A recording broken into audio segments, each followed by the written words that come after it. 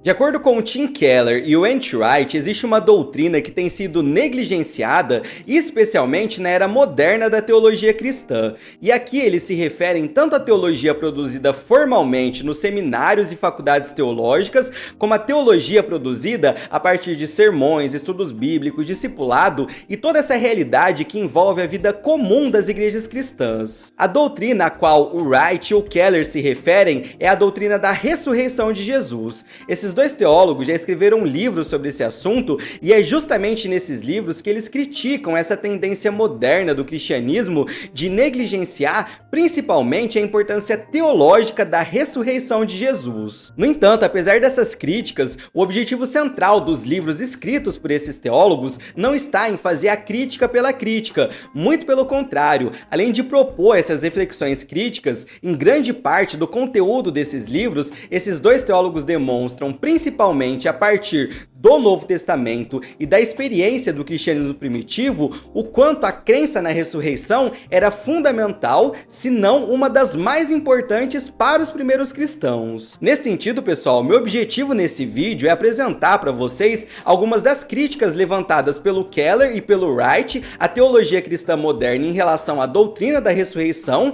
para que vocês avaliem se os argumentos são coerentes ou não. Eu mesmo vou fazer isso, e essa será a primeira parte do nosso vídeo. Já na segunda parte do nosso vídeo, eu quero sintetizar alguns dos principais argumentos que eles trazem para demonstrar a importância vital da ressurreição de Jesus para o cristianismo primitivo, para o cristianismo apostólico. Então fica comigo até o fim do vídeo, porque tem muito conteúdo relevante para a gente ver. Daniel, e quais são os livros em que esses autores desenvolvem mais esse assunto para que eu possa me aprofundar depois? Então, o Wright possui dois livros principais sobre esse tema. O primeiro é mais acadêmico e se chama A Ressurreição do Filho de Deus, enquanto o segundo livro dele é mais acessível para um público cristão mais amplo e se chama Surpreendido pela Esperança. Já o livro do Keller sobre a ressurreição de Jesus foi lançado durante a pandemia e se chama Esperança em Tempos de Medo. Bom, dito isso, sem mais delongas, bora pro vídeo.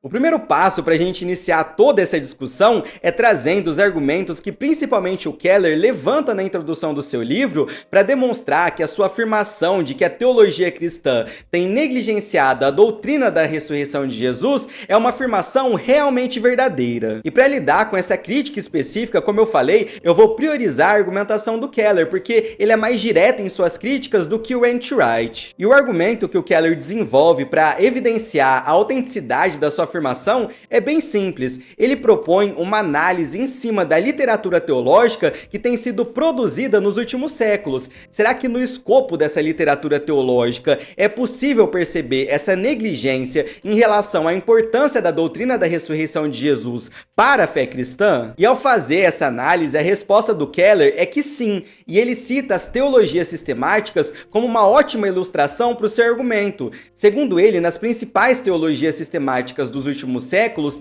há uma desproporcionalidade em relação à quantidade de páginas que se gasta para falar de determinadas doutrinas em comparação com a quantidade de páginas que se gasta para falar da doutrina da ressurreição de Jesus. Por exemplo, ele argumenta que principalmente as teologias sistemáticas clássicas dão muito mais atenção à morte de Jesus na cruz do que à sua ressurreição. A famosa teologia sistemática do teólogo de Princeton, o Charles Hodge, gasta 127 páginas falando sobre a cruz e apenas 4 páginas falando sobre a ressurreição. E essa mesma realidade pode ser notada também em outras sistemáticas bem influentes dentro da teologia cristã moderna, como a teologia sistemática do Berkhof e a teologia sistemática do Strong. E muito dessa crítica que o Keller faz ecoa um outro teólogo muito importante na tradição reformada chamado Richard Gaffin, que foi professor por muitos anos no Seminário Teológico de Westminster. E esse teólogo escreveu um livro em que ele explora a relação entre a ressurreição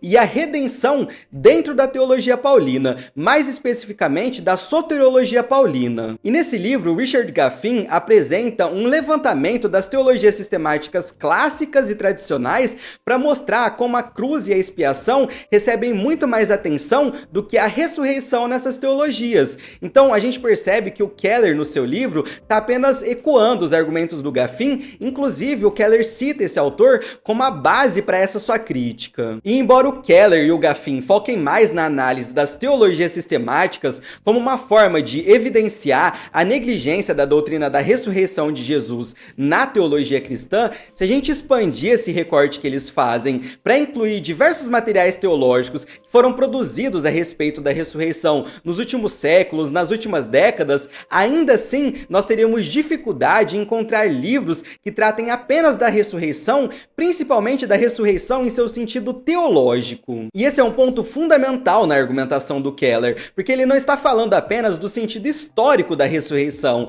uma vez que todos os cristãos verdadeiros aceitam a ressurreição como um evento histórico. Inclusive, o Keller fala que geralmente a ressurreição é lembrada no contexto de Páscoa, em que muitos pastores e teólogos lembram da Páscoa meio que oferecendo um discurso apologético de defesa da ressurreição histórica de Jesus. E isso por si só tá tudo bem, não tem problema. Inclusive, no primeiro capítulo do seu livro, o Keller sintetiza os principais argumentos históricos a favor da ressurreição de Jesus. No entanto, ele fala que uma coisa é ter conhecimento histórico da ressurreição, outra coisa diferente é conhecer pessoalmente o poder da ressurreição, que é o que Paulo fala em Filipenses 3. E esse é o principal ponto de crítica do Keller e do Wright, a forma como grande parte da teologia cristã tem tratado a doutrina da ressurreição nos últimos séculos. Ou seja, dentro da estrutura da teologia cristã moderna, a ressurreição tem a sua importância histórica incontestável, mas a sua importância teológica e prática é esquecida, é negligenciada. Nas palavras do próprio Keller em seu livro, ele diz assim: embora muitos creiam na ressurreição e a declarem no domingo de Páscoa, eles a colocam de volta na gaveta durante o resto do ano, porque não sabem o que fazer com ela. Essa crítica do Keller, e o Wright concordaria com ela, aponta para uma desconexão entre a importância histórica da ressurreição e a sua relevância teológica contínua na vida e na prática dos cristãos. E aqui mais uma vez nós caímos naquele fosso, naquele abismo criado pela modernidade entre a história e a teologia. Por alguns motivos que agora não vêm ao caso, a modernidade criou a ideia de que a história e a teologia não se misturam, mas essa é uma distinção completamente indiferente para o Novo Testamento, porque o Novo Testamento retrata a ressurreição de Jesus como um evento histórico que traz fortes implicações teológicas, ou seja, a ressurreição de Jesus é o evento no qual a história e a teologia se encontram. Por isso, quando enfatizamos a ressurreição apenas em seu sentido histórico, nós perdemos a sua profundidade teológica e prática. Por outro lado, se a gente enfatizar a ressurreição apenas teologicamente, nós corremos o risco de desvinculá-la da história concreta de Jesus, que é o que a teologia liberal faz. Nesse sentido, o equilíbrio é necessário para reconhecer tanto a realidade histórica como a realidade teológica da ressurreição de Jesus. Só que para alcançar esse equilíbrio entre a realidade histórica e teológica da ressurreição de Jesus para os nossos dias, nós precisamos redescobrir o seu sentido teológico, porque como nós vimos, é justamente esse sentido que infelizmente tem sido negligenciado na história moderna da teologia cristã. E para mim, essa crítica do Keller e do Wright faz muito sentido. Em determinado momento da minha caminhada cristã, eu sabia todos os argumentos históricos possíveis que atestavam a ressurreição histórica de Jesus, mas eu não sabia articular teologicamente a forma como esse evento histórico impactava a minha existência aqui e agora, de forma prática. Nesse sentido, a pergunta que não quer calar é a seguinte: qual é o sentido teológico e prático da ressurreição de Jesus para as nossas vidas? E a resposta que tanto Wright quanto Keller oferecem a essa pergunta é que a ressurreição de Jesus é a base e o alicerce da esperança cristã, da escatologia cristã. Então, a partir de agora, eu quero trazer alguns dos argumentos que eles apresentam em seus livros para demonstrar o quanto a ressurreição é teologicamente fundamental no Novo Testamento e o quanto que essa doutrina impacta diretamente as nossas vidas. Muitos de nós, cristãos, carregamos uma crença que nos foi passada de que somente a cruz de Jesus nos salva e que a ressurreição não tem nada a ver com a nossa salvação e com a nossa vida nesse mundo presente, como eu acabei de comentar com vocês. Ou seja, nesse modo de pensar, a cruz de Cristo nos salva dos nossos pecados e nos coloca no caminho da salvação. Mas e quanto à ressurreição de Jesus? Bom, a ressurreição de Jesus, nessa estrutura de pensamento, é vista como um milagre maravilhoso que confirmou que Jesus de fato era o Filho de Deus. E sim, a ressurreição realmente foi uma manifestação poderosa e gloriosa do poder de Deus, mas segundo Keller e Wright, nós não podemos entendê-la simplesmente como uma suspensão da ordem natural do mundo. Em vez disso, a ressurreição deve ser vista como o princípio da restauração da ordem natural do mundo, o mundo como Deus planejou desde o princípio. A gente sabe por meio da narrativa bíblica que a humanidade tem virado as costas para Deus desde o Éden até os dias de hoje, e por isso o mundo como um todo tem sido dominado pelo pecado, pelo mal, pela desordem, pelo sofrimento e pela morte. Nesse sentido, em nosso mundo presente, há vários aspectos da realidade que a gente olha e pensa assim: poxa, parece que esse mundo não tem mais jeito, porque a maldade, a dor e o sofrimento só aumentam e de certa forma parece que eles estão triunfando. No entanto, biblicamente falando, essa é uma perspectiva distorcida da realidade, porque segundo o Novo Testamento, a ressurreição de Jesus inaugurou o poder do reino de Deus sobre a terra, sinalizando o início da restauração de toda a criação. Nesse sentido, a ressurreição não apenas confirma a identidade divina de Jesus, mas ela também representa a introdução da nova criação de Deus nesse mundo. Então, isso significa que quando Jesus ressuscitou dentre os mortos, ele trouxe do futuro a nova criação para o mundo presente, de tal forma que o mundo antigo, dominado pelo pecado e pela morte, agora se sobrepõe à nova criação. Então, biblicamente falando, nesse momento da história humana, essas duas realidades coexistem, a realidade da antiga criação e da nova criação. E segundo o Novo Testamento, ou nós fazemos parte da antiga criação, dominada pelo pecado, ou nós fazemos parte da nova criação, inaugurada pela morte e ressurreição de Cristo. E é muito interessante que o Novo Testamento, e principalmente Paulo, ao descrever o processo pelo qual Cristo nos insere dentro dessa nova esfera existencial, que o Novo Testamento chama de nova criação, ele utiliza a linguagem da ressurreição para descrever esse processo. Efésios 2 é um exemplo perfeito que ilustra esse ponto. Logo no começo desse capítulo, Paulo descreve a nossa vida antes da nossa fé em Cristo, quando nós estávamos espiritualmente mortos em nossos pecados, seguindo os desejos desse mundo e vivendo sob a influência de Satanás, ou seja, nós estávamos sob o domínio da antiga criação. No entanto, Paulo continua explicando que por causa do grande amor de Deus por nós,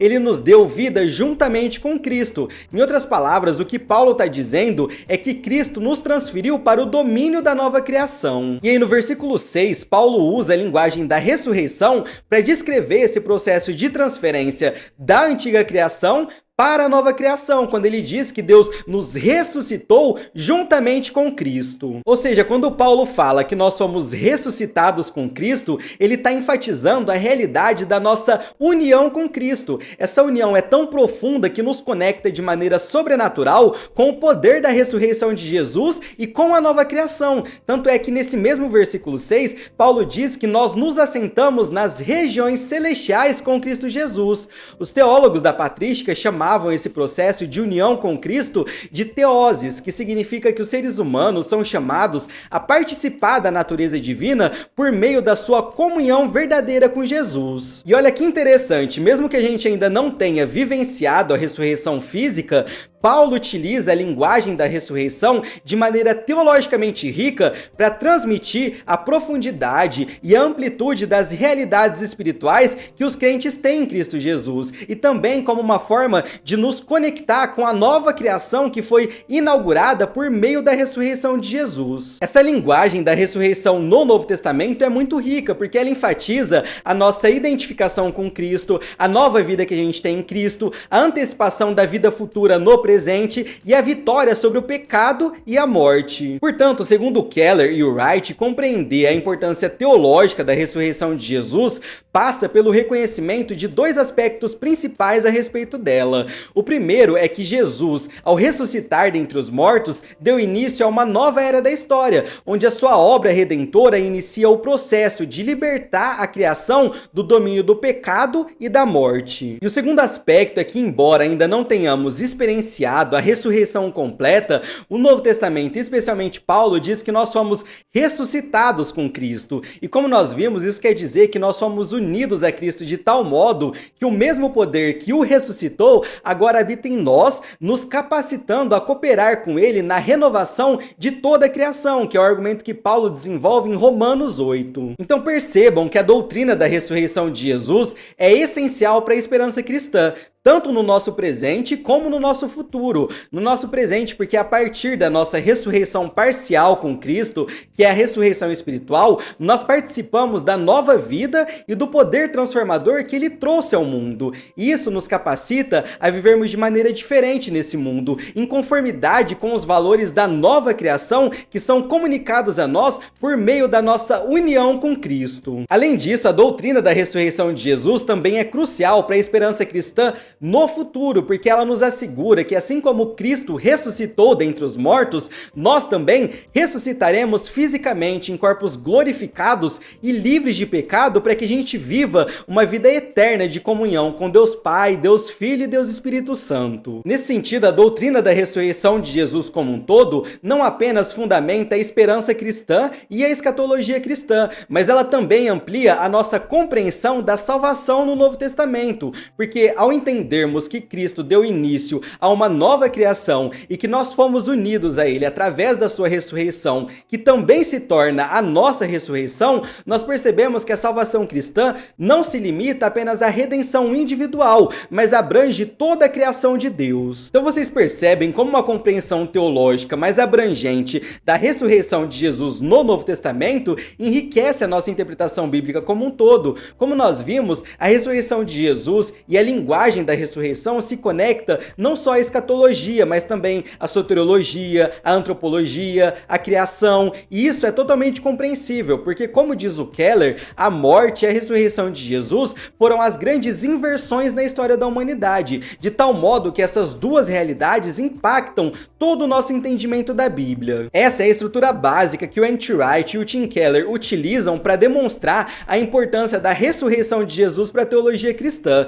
Inclusive, no livro do Tim Keller, ele dá uma leve cutucada no Wright em relação a essa estrutura básica de entendimento. Ao longo de todo o seu livro, o Keller interage muito positivamente com Wright, só que ao expor essa estrutura básica para compreender a relevância da ressurreição para a fé cristã, o Keller fala que, embora o Wright muitas vezes dê a entender que essas ideias são suas originalmente, na verdade o Keller diz que não é bem assim. O Keller fala que outros teólogos bem anteriores ao Wright, como por exemplo o Hermann Ridderbos e o Gerhard Voss, já haviam esboçado essa estrutura de entendimento, e eu assino embaixo dessa cutucada que o Keller dá no Wright. Enfim, pessoal, muito ainda poderia ser dito a partir dessa estrutura mais básica, e de fato, tanto o Keller como o Wright, cada um à sua própria maneira, desenvolvem uma série de implicações teológicas e práticas que a doutrina da ressurreição traz para a teologia cristã e para a nossa vida. Daniel, você citou 3 livros sobre esse assunto. Tem algum dos 3 que você mais recomenda? Então, pessoal, eu citei 2 livros do Wright, um mais acadêmico e outro é mais popular. Então não dá para comparar o livro acadêmico do Wright com o livro do Keller, que é escrito para um público cristão mais amplo. Seria uma comparação injusta. Agora, o que dá pra gente fazer é comparar o livro do Keller, Esperança em Tempos de Medo, com o livro do Wright, Surpreendido pela Esperança, porque esses 2 livros possuem o mesmo público-alvo. O ideal seria ler os 2, mas se fosse para priorizar a compra de algum deles por agora, eu ficaria com o do Keller. Eu particularmente achei que o Keller consegue desenvolver melhor a importância da doutrina da ressurreição para a nossa vida prática. Ele consegue explicar de uma forma mais didática, de uma forma mais direta quando comparado ao Wright, mas o livro do Wright também é um livraço. Pessoal, é isso, eu espero que vocês tenham gostado da proposta desse vídeo. Se vocês quiserem outros vídeos falando sobre a importância da doutrina da ressurreição, só que a partir de alguma outra abordagem, às vezes uma abordagem mais exegética ou mais prática, deixa aqui nos comentários. E se você gostou desse vídeo, não se esqueça de deixar o seu like e de se inscrever no canal para ficar por dentro de todo o conteúdo produzido por aqui. Fiquem todos com Deus e até a próxima!